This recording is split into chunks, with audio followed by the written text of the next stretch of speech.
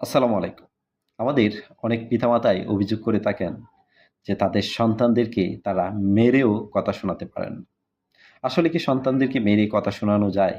এটা কি বাস্তবসম্মত যে আমি কাউকে মেরে আমার মতো চিন্তা করাবো, আমার মতো কাজ করাবো?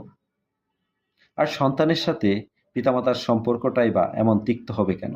যেখানে মারামারি করতে হচ্ছে। সন্তানের সাথে তো পিতামাতার সম্পর্কটি হওয়ার কথা ছিল শ্রদ্ধার, সম্মানের, স্নেহের কিংবা ভালোবাসার। সম্পর্কটি তো এমন হওয়ার কথা ছিল যেখানে পিতামাতা যদি কোনো কারণে সন্তানের সাথে রাগ করে, তখন সন্তান পিতামাতার রাগ ভাঙানোর জন্য পাগল প্রায় হয়ে যাবে।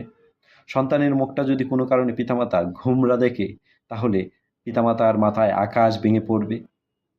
সন্তানের সাথে কোনো কারণে পিতামাতা যদি রাগ করে কথা না বলে থাকে, তখন সন্তান অস্থির হয়ে উঠবে। তো এমন একটি সুন্দর সম্পর্ক কেন এত তিক্ত হয়ে উঠল? কারণ এই সম্পর্কে আধ্যাত্মিকতা গড়ে ওঠেনি। এই সম্পর্কে ইমোশনাল অ্যাটাচমেন্ট তৈরি হয়নি। পিতামাতার সাথে সন্তানের স্বাভাবিক একটি সম্পর্ক তৈরি হয়েছে, যেটা আমাদের সমাজে অন্যান্য মানুষদের সাথেও তৈরি হয়। কিন্তু পিতামাতা আর সন্তানের সম্পর্ক কিন্তু একটি স্বাভাবিক সম্পর্ক নয়। এই সম্পর্কটি হতে হবে ইমোশনাল অ্যাটাচমেন্টের। এই সম্পর্কটি হতে হবে আধ্যাত্মিকতার।